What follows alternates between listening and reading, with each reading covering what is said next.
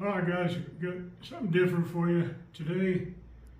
I was thinking, I still can't use my arm very much. I tried swinging, and I've had a lot of problems, but I wanted to make a small project, and this is what I came up with. I remembered I had these. Thought you guys might think it was cool.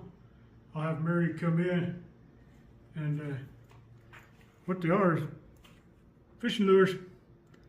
This is not one that's handmade, this is machine made, but it's just a fishing spoon. I made me a pattern. These ones are copper. I don't know if you can see them. It's a piece of copper, hammered out, little hammer marks, drilled the holes. It's just a spoon for fishing. Okay, what I thought would be cool is to make some of these on the video, just explain to you what I do. It's more like Big Boy Arts and Crafts. You can go buy a stinking fishing lure, you can, okay? I know that, everybody knows that, but they are kind of fun to make. I thought I'd show you how I make them, and I'd make another one of these. This one is aluminum, okay? Same thing as the copper, same thing as the stainless. Aluminum is real easy to work with. It's very light, of course, but the thing with it is that the plan with it is to go actually try both of these and see if we can catch some fish. But the aluminum one, being light, won't sink into the water table as far. It's not going to go down as far. I say the copper ones are heavy, the stainless ones are even heavier. The steel one, like the weight is going to affect how far it goes in the water, but they're a fun project. So, like I said, there's not really any forging involved. You could, on the steel or the copper ones, you could heat them up. You could anneal the copper ones, make them soft, easy to work with. But the goal on this one is just to have some fun. If you like to fish like I do, or you know someone who likes to fish, you want a project for your kid, they're pretty easy. Cut out your shape, hammer it a little bit, and make them. Put the rings, these rings. Mary, where'd you get these? A craft Those shop? ones? Actually, I got them from Bass Pro Shop. Bass Pro Shop. A lot of your lure places have these little split rings, I think is what they're called. And they'll go on just like a regular fishing lure. Put your hook down here, you attach your swivel up here. Okay? Now, people have been making fishing lures forever, right? If you guys like to fish like me, you know there's wooden lures. The Eskimos use these antler lures. Everybody's made lures. Someone had to make the first one of these. Okay? I just think it's cool to use your craft, kind of make something, make one. Try it. Now, do we risk snagging it, losing it? Sure do. Especially if I'm fishing, or Billy will catch it in the tree, he's gone forever. But this is what I wanted to show you too, about just making a lure. I found this one snagged in a tree after a lake had gone significantly down. This is like a cowbell trolling deal where you troll behind your boat as an attractant. This one is literally made out of spoons. These are spoons. Somebody used a steel leader and cut off the kitchen spoons and used like these 6-inch steel leaders. You can see the swivel goes to the spoon, goes to another steel leader's hooked in, goes to the next one, goes to the next one, right? Somebody couldn't eat their cereal for a while, but they made one, literally, spoons out of spoons. The guide is a little piece of aluminum. Someone just chopped out of a little chunk of plate. So that's your guide in the front. It's all made out of real spoons. So it's kind of fun just sometimes to make it. So first thing I did was the size of one that I liked. I made me a simple pattern. Like I said, this is Big Boy Arts and Crafts. I cut them out, marked my holes. Now this is a 16 gauge, maybe a little heavier aluminum. I'm just trying the aluminum to see if when I troll them, they don't sink as far, because a lot of the places I'm fishing are not that deep. If I was in the ocean, I'd cut them out of stainless, make them heavy, make them really get down there. Now, if you have the right tools, I was playing around with these. if you have a pair of tin snips, the tin snips will cut this aluminum and the file will clean the edges up, okay? I have a set of Beverly shears, if you have one of those, but the tin snips on this corner right here, they will cut it. So you could do this if you had a pair of tin snips, just make some of these. The Beverly shear, I'll have Mary come show you if you guys know what that is. Not far side. Just a great big shear. But easily, if you have a Beverly shear, you're going to be able to just follow your lines and cut these out. Okay? I'll do it on, well, I'll just get it close with this.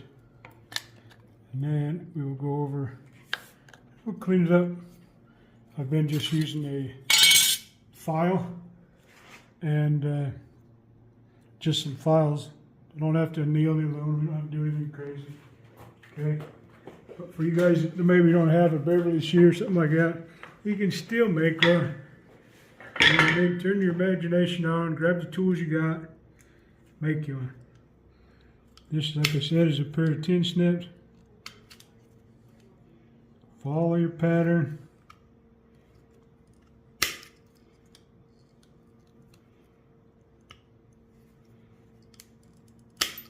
These little pieces are going to be sharp. I'm kind of flinging them all over, but I'll definitely be sweeping them up before my kiddos get in here, because they like to run around like feral children all barefoot. Couldn't keep shoes on them if I paid them. Okay, so you get your basic shape, and I've been just taking them, put them in my vise, using a flat file, using my lines, aluminum. You might want a separate file. Not doing a whole lot to them, just cleaning up these edges. Clean them up, follow your lines. Like I said, it's just for fun. This should be something you could be able to get your kids to make you kind of taking the sharp edges off. Taking these cut edges way off. This one has it rough, I was showing.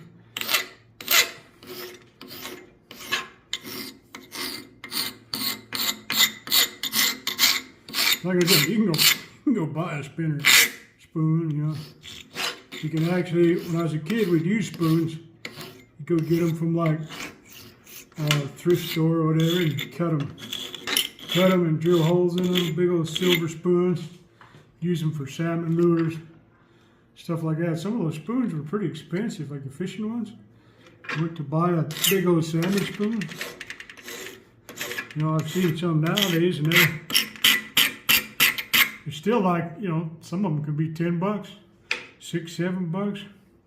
Fishing has gotten to where it's not a cheap sport.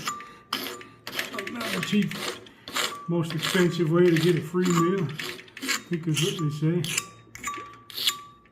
So, just clean the blank up like that. Just get it clean. Watch your edges. You know, fish can't laugh, so they won't make fun of you, but your fishing buddy might. Okay, you can spend all the time you want getting this as perfect as you like. It's just kind of something fun to do. We're going to kind of make it into a little bit of a challenge, because I'm going to take these ones and catch some fish. So you just get them cleaned up, about like that, then we'll go to our next step. Okay, so all I'm going to do now, I got the pattern done. Like I said, we'll try these aluminum ones and the copper ones, but you could use whatever you got. Okay, is I'm just going to center punch where these holes came out, just so my drill don't walk all over. because I'm just going to drill these holes. So I got them center punched, and that will let me find them, because now I'm going to take a small ball peen, literally, this thing is teeny, and I'm just going to, like you can see in these, I'm going to hammer texture the spoon, just to give it, what it'll do is reflect light. So I'm going to start on these edges. You don't really want to hit where you marked your hole, just go around it. If you do hit it, you're not going to mess it up. You might just flatten it out. Make sure you get the edge. This is the kind of project you can do if you don't have a lot of tooling, because you don't need it. You could step up your game and use a lot of different tools. I could use my fly press and squish big designs in it. I could do a lot of stuff, but basically you could do this on a rock in your front yard with a little hammer. Probably don't even have to put the marks in it. I just know that it's going to reflect the light that I want, and it's kind of fun, right? Kind of a Bob Ross thing. You just beat the devil out of it. So hammer it till you like it, or just hammer it till you don't like it. Either way. So get your texture in it. Okay, then we're going to drill these two holes out real quick. I used a just 3/32 bit, drill bit, and just to make the holes. Don't need to be very big. If you guys got beards, don't forget. Drills and beards are not friends. So you should have your mark. It's aluminum, so it's super soft. Don't need to be crazy with it. Okay, get both of your holes. Like I said, it's an easy project. It should be fun to make one. Make a couple. You guys are out on the coast or ocean, somewhere with big fish, which is something we don't have. I wish we did. We got big catfish.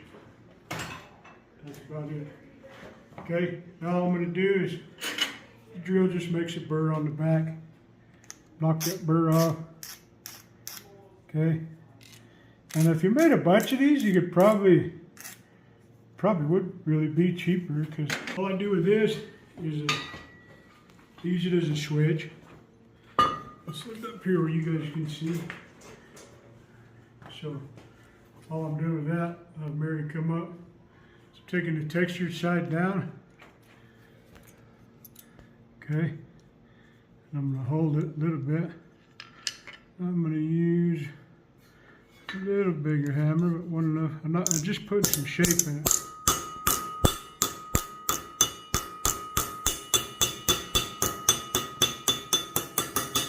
It doesn't need all the designs or anything, it just needs a little shape. The shape of a spoon is up to you, but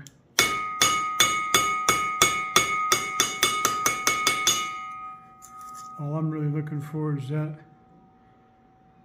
shape there. What you want it to do is to flutter. You want this thing to flutter in the water. It doesn't need to spin like a spinner, it just needs to flutter behind it. As the hook weights the fat part down, it should kind of rock and flutter and spin and flash. Okay, but basically that one right there,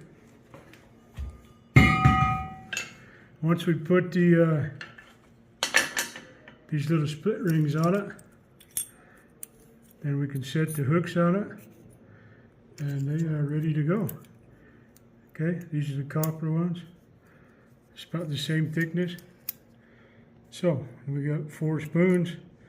You saw how quick I made that one even while I was talking.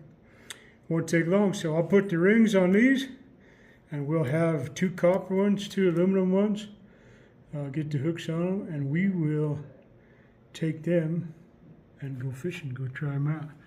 So next time you guys see this, we'll be out on the lake somewhere and we will try these out. And If you guys make one, let me know.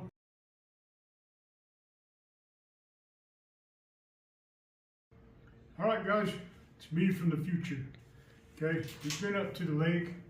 I just wanted to explain in the video. I drug the lure around for hours and hours and hours. My daughter rigged her up with something different. We did catch some fish on what Elizabeth had. I didn't catch one on the spinner, but I think I already know why. Really, it's because they're a little big. I didn't even explain how big they were. They're right at about 2 inches. Everything at this lake we went to is pretty small. Rainbow trout, pretty small. So, not a total fail, but we didn't catch anything with it. I just want to let you know before you go on with the video that we didn't catch it. I got one little bite on it, like a nibble. I probably clocked one of these trout across the head with this great big lure. They did work very well. I think I explained already how they work. They sit in the water like this, and they wobble back and forth. I do have some footage of that. I got footage of that. I got some footage of different things at the lake that I will show after. It worked well. I'm going to downsize these, probably a whole inch. I'll make them smaller, and I'll try some more. The whole point was to have some fun, build your own lures, play with it. I mean, really just turn your imagination on, have some fun, building something different. Big boy arts and crafts. So I will show the footage from the lake. It was packed when we got there. I figured we'd have a good chance at this lake because of a lot of trout in it, but there was a lot of people. It was crazy. And finally it cleared off. People started leaving. Big storm rolled in. It was pretty neat. We got drenched, soaking wet, and but there was a big, huge rainbow over the lake, stuff like that. My daughter thought it was really awesome. We got some cool pictures of it. Got a photo or a video of some type of a blue heron. If you know what kind it is, you might comment. I think it's a blue heron. It's just gigantic. It had to be probably about 4 feet, 3.5 feet tall. It's huge. We saw an eagle grab a trout right out of the lake. I couldn't catch it on video fast enough, but we had a good time. Got soaking wet, caught some fish, and but the goal was, man, we had a good time. And so I hope you have a good time trying these lures, and we'll show you that footage now of going up onto the Mogollon Rim and one of the lakes up there and having a good time. We catch a fish on these lures? No, we didn't, but we caught some, had a good time. So let's go. All right, guys, Elizabeth and I stopped at the Mogollon Rim. Figured we'd just take a peek off before we get to the lake. Just thought we'd show you. This place is cool. You can see a long ways off. It's pretty. Way down there. Hey guys, we are at the lake. We got the lures. I have my daughter Liz. Let me show you. Daughter Liz, she's fishing up on the front, and we're at the lake. I got the lure. Let me see if I can show you how it's working. It's working really good. Liz caught one fish off a different setup. I figured I'd set her up while she's here. And anyway, we're doing good. We haven't caught one on the lure yet, but we're hoping we do. So stick with us. Let me show you what it's doing and see if we can see it.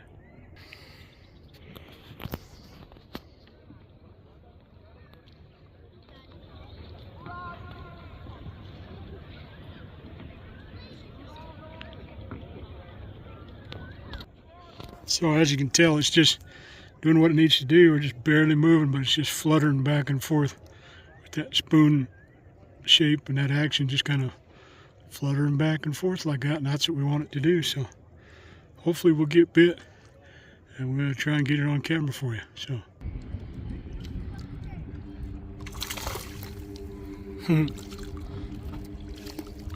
alright, we got one. Good job, Liz. Okay, I gotta move there. Good job. Give me a thumbs up. Well, what's it doing, Liz? It is raining. Still pretty cool, huh, Liz? It's cool. but it's raining. It's nice and sunny that way. It's raining right on us and right down the creek. So, but we're going to keep going. Ooh, the rain stopped. It's soaking wet. Now it's colder now that the rain stopped because I'm not wet anymore. Now I'm not getting wet anymore. Camera.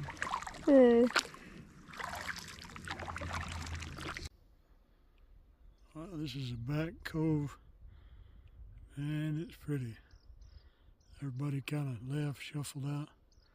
There's only a couple people hiking. Liz is still fishing. It's pretty back here. Liz, you know what lives back here? Bigfoot. Bigfoot.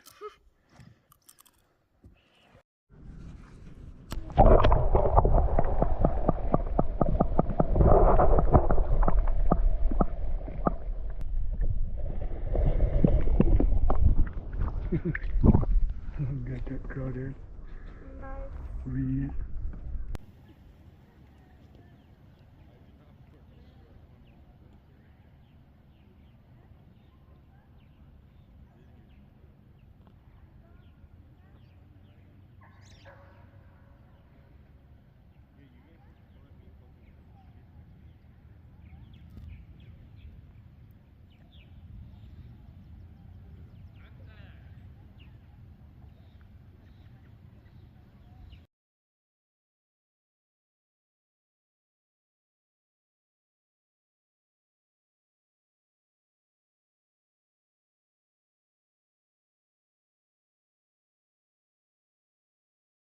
Make sure to like and subscribe. Oh. Hold on to the boat. Good job, buddy.